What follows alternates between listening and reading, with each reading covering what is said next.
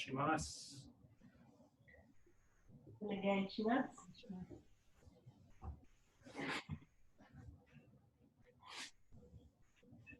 So basically, first and foremost, we want to be aware of ourselves, aware of our body, how we're standing, how we're holding, where we're holding. Basically, we don't want to hold. We don't want to hold up. We don't want to hold in. But we all are to varying degrees and in different places. So just scan your body, enter your body with your awareness. Are you standing up a little bit here? Is some inness here? You develop a very fine and detailed awareness, and then you can consciously release that. We use movement to help release, but eventually you don't need movement to release. Just tune in, notice quality of your tissues, notice where they're concretized or frozen or tight or holding, and release those areas. Then we can use the ground to help us further. Remind ourselves that I don't have to stand up. I can simply enter the ground, give all my weight over to the ground, let the ground support me. And my work, though, is to align my structure, basically my skeletal structure. Align the skeleton to be more and more precisely vertical. So again, I don't have to hold myself up. I can give all the weight over to the ground. Let the skeleton take the weight of my muscles and body. So the work that I have to do is the awareness, to tune in, developing a finer and finer awareness and intention to align my structure. And then also the intention and willingness to let go, let go, let go, let go. More and more and more. And then taking that into movement. And again, in Tai Chi, or Chinese is called Wu Wei, non-doing. We start our arm swing, for example. Instead of me doing arm swing, I access the ground and gravity and let at least half of that be done for me. And then much, much more so. So basically you're left with eventually just your awareness and intention, gradually refining how you're physically standing, moving, and how you're consciously aligning, refining, and connecting with gravity and the ground.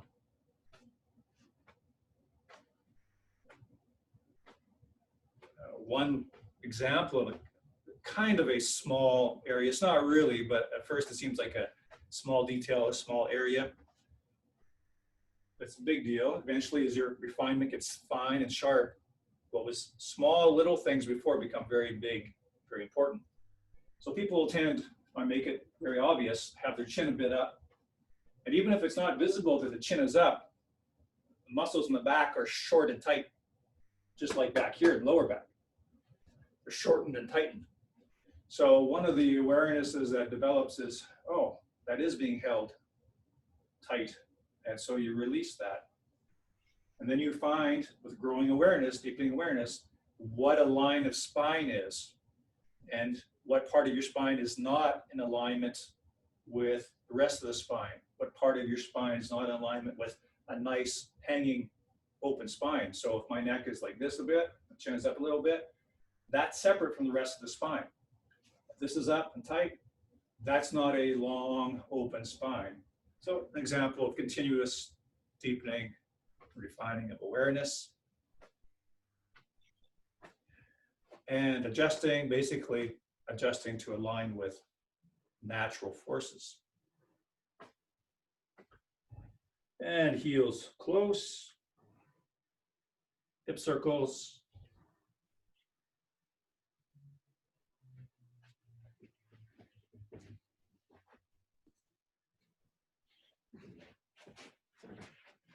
Releasing the abdomen. Still kind of hanging from the string. That just means, again, the weight is still dropping. Spine is long and hanging. The hips are hanging. And then tailbone circles.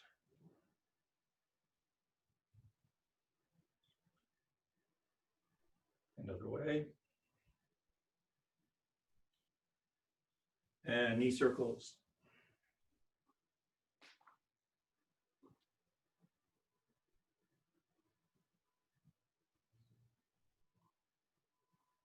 Diverging. Converging. To the front corners and back.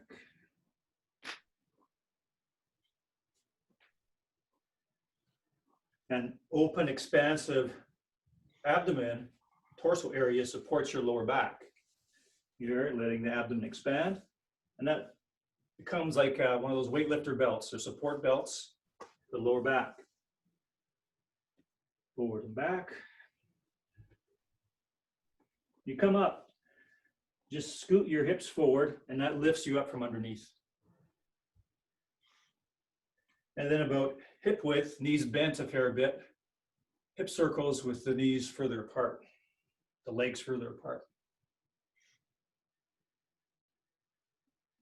And feel the ball joints working in there. And again, with deepening awareness, you can start to sense and modify your movement so that the bones inside are massaging the tissues of the body from the inside. So see if you can tune into that now, especially this kind of movement with a wider stance. Feel the ball joints rotating, the bones massaging tissues, muscle tissues, connective tissues, being massaged from deep inside.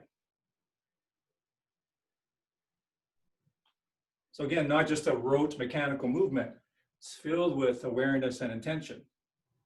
And having that awareness and intention that you can massage your muscles from the inside using your bones totally changes, that dictates, it guides what you're doing, how you're doing it. So massaging those deep, heavy muscles in the hips and legs with those bones from the inside.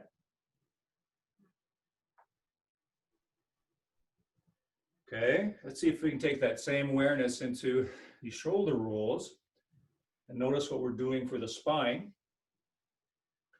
and how it's massaging the internal organs and the ribs, the muscles of the ribs. And this literally can be massaging, this movement can be massaging all the internal organs, including the lungs, kidneys, everything. So that's a developing internal awareness. That changes how we do things, the quality of which we do them. And if you let this motion get really nice and big, you can also notice how you're actually addressing and touching the vertebrae of the neck, warming up the neck with this movement. Changing directions whenever you like. And if you continue to make these nice big circles with deep awareness, noticing how it's rotating, massaging your legs, knee joints, hip joints again, ankle joints. So this movement is addressing every joint in the body, including massaging the tissues in the body, right down through the legs, tissues of the legs as well, and hips. So even rotating your feet on the ground, rotating the points of contact on the ground, massaging the feet.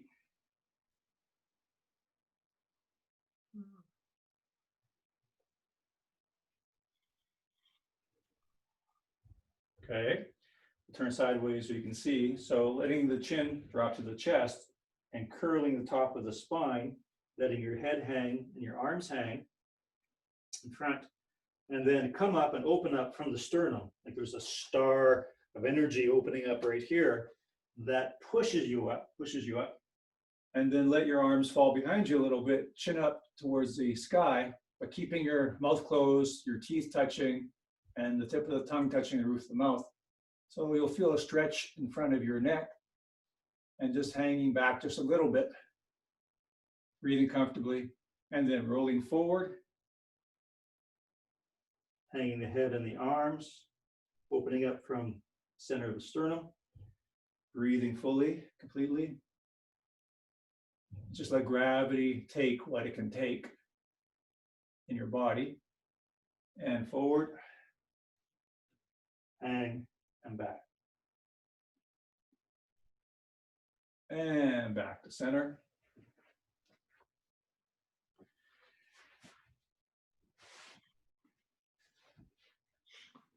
So starting on hands and knees, let's come from knees to the balls of the feet through a process of lengthening through the body, not contracting, but through a lengthening process.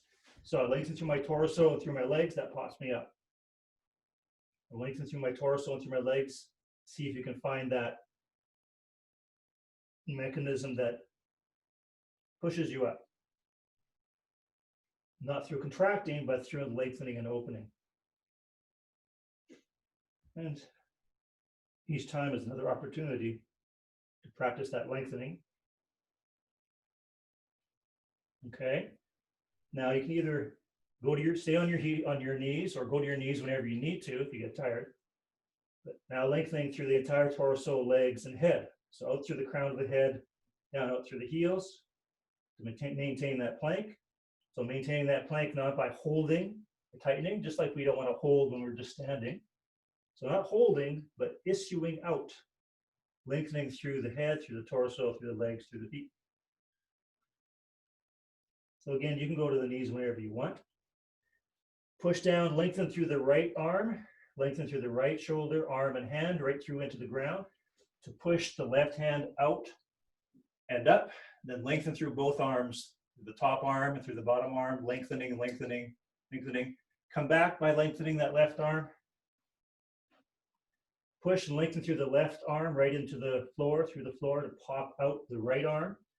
Lengthening through the left arm to push up the right arm. Lengthening through both arms, getting longer, coming back, getting longer. Push through the right arm, making the right arm longer to push, like hydraulics, pushing the left arm out and up, and lengthen through both. Keep lengthening through the left arm to bring it down. And once more on the other side.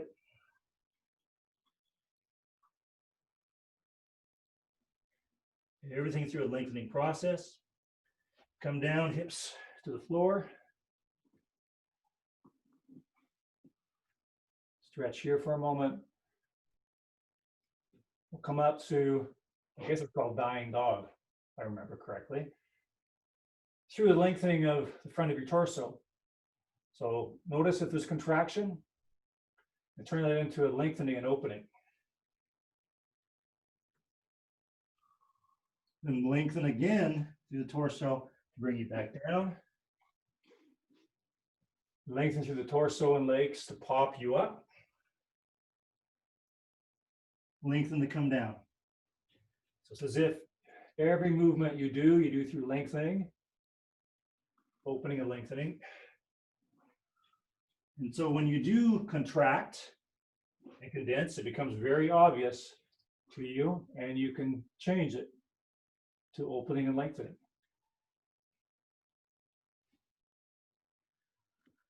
Now the next time, go into downward dog. Lengthen through your arms to have your arms walk back to your feet. That's through extending and lengthening through your arms that you're doing it. And then push your hips forward. Come up using your legs.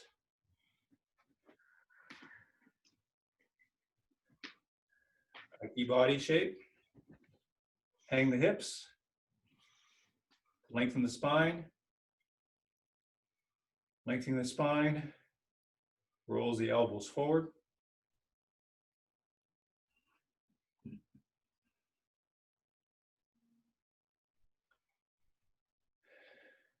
Extending through the fingertips. Take care to keep the shoulders sitting down, so not popping up. Lengthening the arms out to the fingertips. Rotating the shoulder joints, the shoulders stay down. Extend the elbows to the upper corners of the room, Let the elbow stay down. Pushing the hands, the palms out to the walls, the sides, shoulders stay down, elbows are slightly bent, elbows are pointing towards the ground. Hang the hips. Through only getting longer with your arms, through lengthening, that drives the arms to the front corners. Hang the hips, stretch everything else. Keep the shoulders down as you rotate the elbows up. Push the elbows to the upper front corners. Palms push to the walls. Go back the other way. Now palms push up to the ceiling, but the shoulders stay down. Palms push to the side walls. Elbows stay a little bit bent, pointing towards the ground. Getting longer brings the arms to the front corners. Cross the wrists, extending out through the fingertips, keeping the shoulders down. Rotating the shoulders, keeping them down, pushing the palms right up to the ceiling. Try to put your palms flush to the ceiling while keeping your shoulders down. Have the palms slide along the ceiling to slide to the side walls. Slide along the side walls to touch the corners of the palms. Come into Hami no Kamae.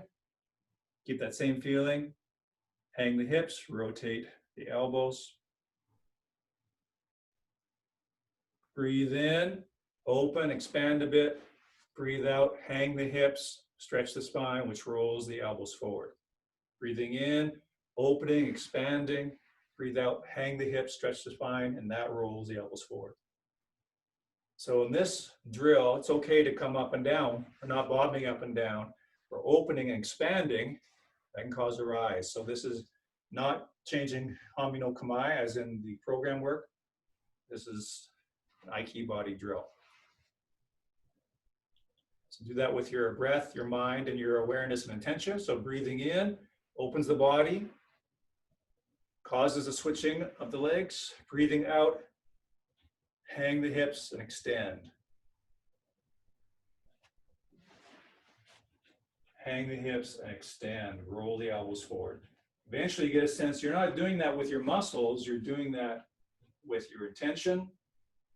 And because you're not engaging the muscles, and you have a strong mental and energetic extension, that means that you're starting to access the connective tissue and fascia, because you're keeping the muscles soft and passive. And so the finer tissue, the white tissue in the body, get a chance to be stretched and engaged.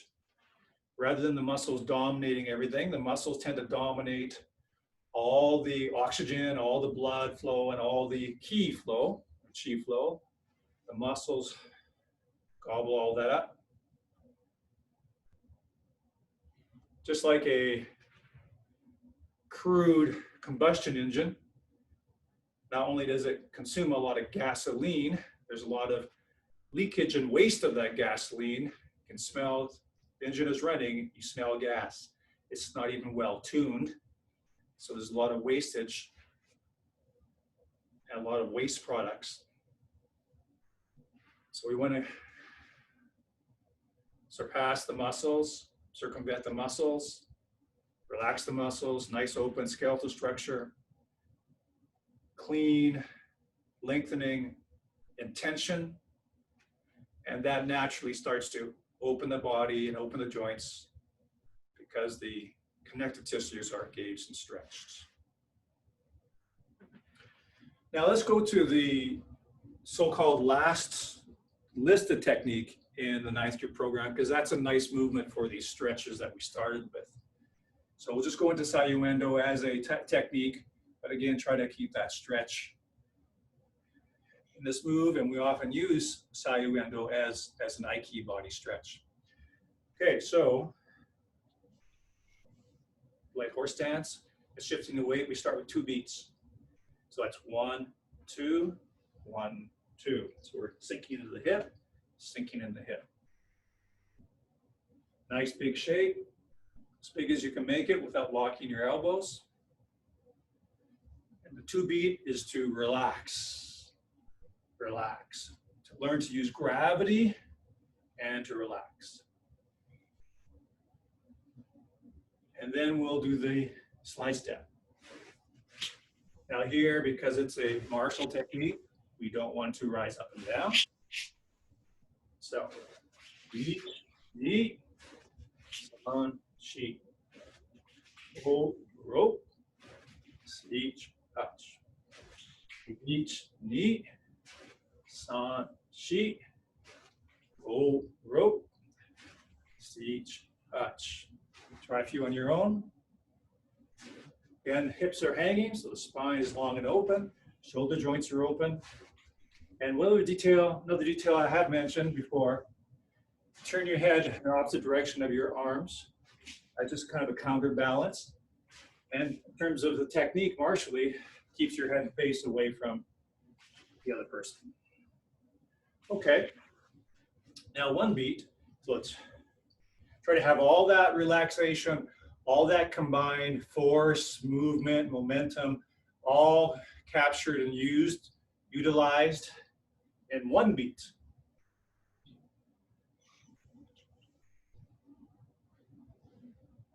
Each, knee, san, shi, rope, rope, each, touch with movement. Each, knee, san, shi, rope, rope, each, touch. Try a few on your own. Take your time. Don't get ahead of your awareness. Don't get ahead of your intentional flow. That's what tends to happen. The body starts moving and the mind is a bit behind it. It becomes an empty body movement. So stay within your intentional sphere. Stay within your cognizant sphere. Not moving faster than the ki flow, not moving faster than your intention. That keeps your body full and supported. The movement holistic. Okay. Again, feel free to jump in if there's any questions at all, whether it's physical, technique, concept, whatever it might be. So last time, Bonnie, we ended abruptly, right? With side break fall. So let's just touch upon that briefly, make sure you're doing okay with that. Yoko, side, otoshi, drop. Yoko, otoshi, ukumiyundo. So side, or half seiza, setting up. So the side we're going to go down, which is the low side. That hand is up across, palm facing out so you're ready to slap the ground. So we covered this in fair detail last time. Let's just do a quick review. So you slide the butt off, keep the head on the chest, triangle shape with the legs. Keep the head on the chest. So this hand here is at the belly, the knot of the belt, so it's not flailing around. So try a couple of those.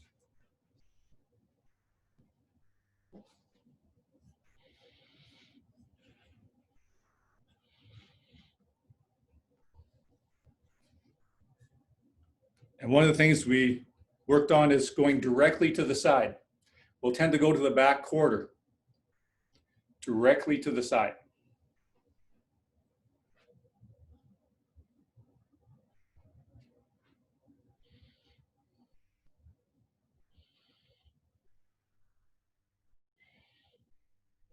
Yeah, and make sure your elbow point isn't touching the ground. You might be on a nice soft floor right now. Imagine you're on concrete. So if there's any little point that touches the ground, you're really smashing the elbow. So it's the underside of the arm and the palm.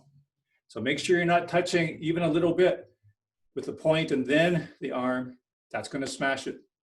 Underside of the arm and the palm.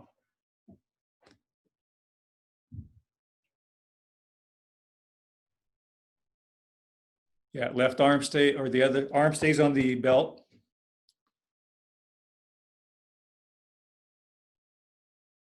Okay, let's try a few on the other side.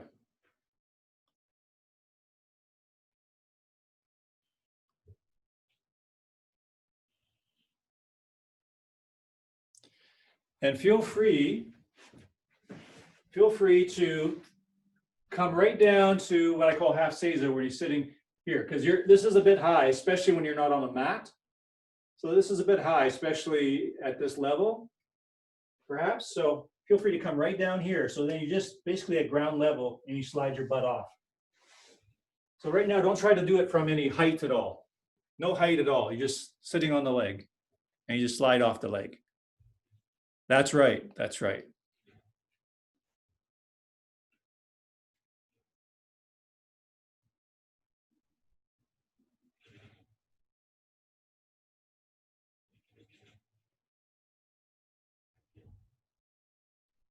That's right, Bonnie. Okay.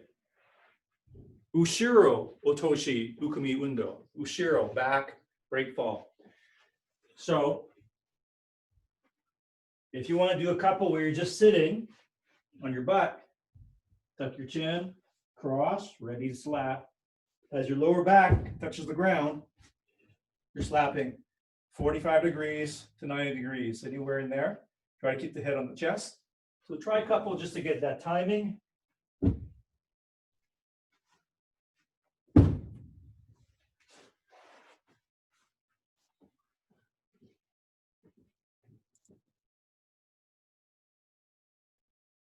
Again, same idea with the elbow points.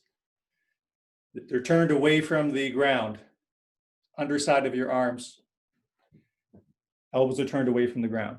Okay, now the actual positioning for the demonstration will be here. Like we can start with side break fall, and again, then we come down here for side break fall. So we'll start here, set up.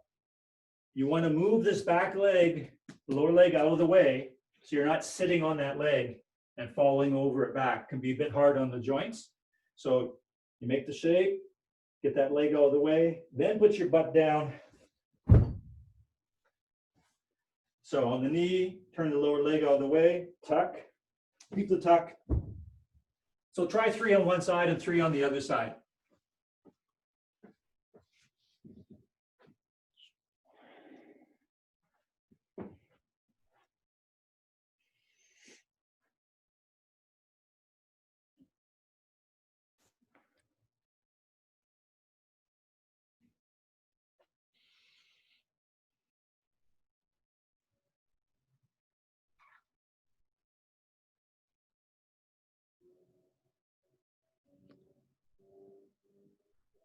So senpai, you guys can come up on the knee, right? That's the next stage. Next stage is doing it where you're on one knee. Just remember to slide that lower leg out of the way when you go back. Tuck your chin before you go.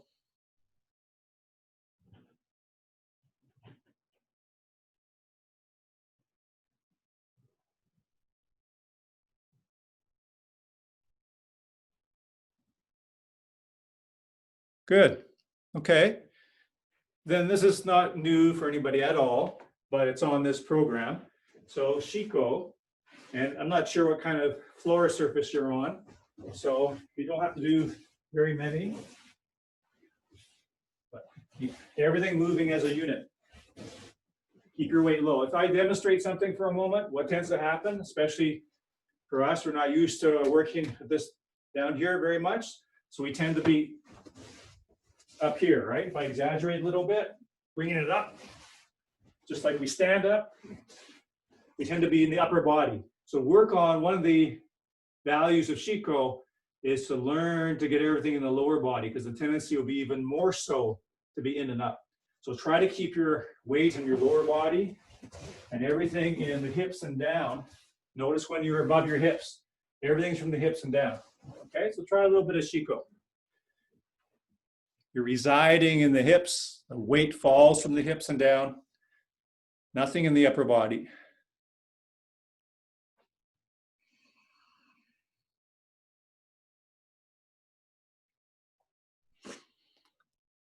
Live toes the whole time. That's right.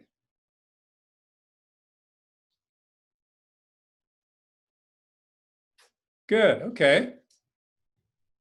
Okay. All that's left are the strikes. So standing, Tachiwaza is standing. Hami no Kamai. Shomanuchi. I won't go into too much detail, at least not right away. This is pretty much all review, especially for the people on the class today. All right. Again, like any grading, any demonstration, it's not about speed. It's about very slowly, clearly, methodically demonstrating form, posture, coordinated movement, unified movement, accuracy of placement, accuracy of stopping points, those things. Not about speed at all. Finishing at Chudan. Make sure you're not leaning at all. Come forward with your hips, sink into the front hip. Sink into, to take the momentum that's going forward, to keep it from taking you forward, you sink that momentum into your front hip. Otherwise, that momentum brings you forward. That's happening a little bit.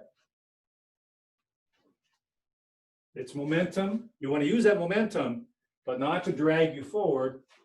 You direct that momentum down your front hip. And so the power goes into bringing that cut down.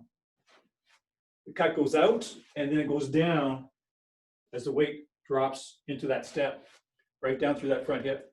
Try a few on the other side.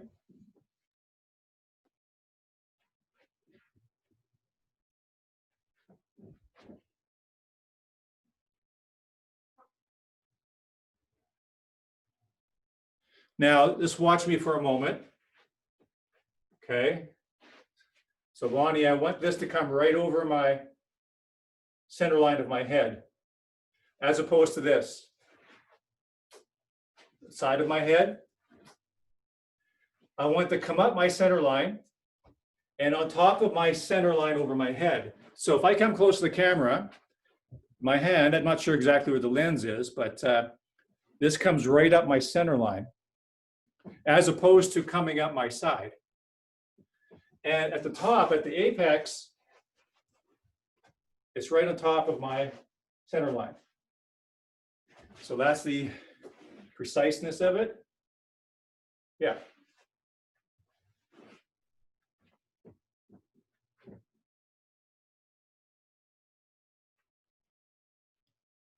Yeah.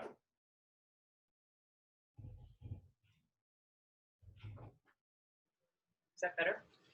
It is better. Yeah.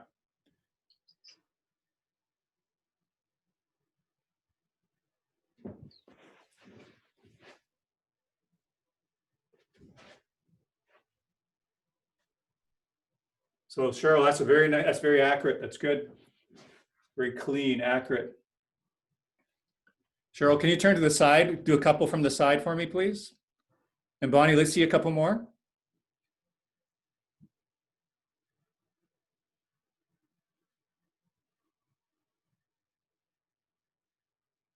Good, okay. Yeah, so I just wanted to make sure, Cheryl, that the elbow wasn't locked too much, and it's not locked too much, but still try a couple where it's very clean, very sharp, ends at a good place. All that's really good. Now just energize your elbow point a bit more at the end. At the end, almost like you're doing an elbow strike, but you're not. You want it pretty much straight. It's going to be straight. You can think of it being locked, but you're doing an elbow, but the intention is an elbow strike down, just to energize the elbow.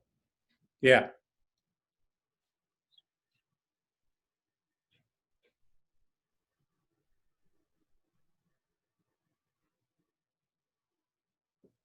Yes.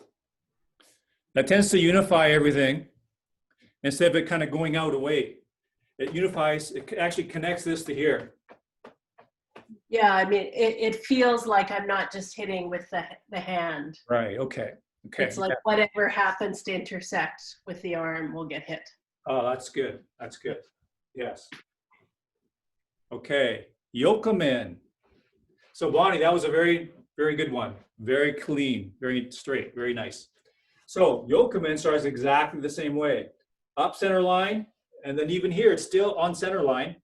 And then remember last time we talked about a slight turn of the hip and foot, like maybe 5 degrees, or maybe even less. So it's just a slight turn of the hip and leg, and that's why, that's the only difference between this and showman. Okay, try a few of those.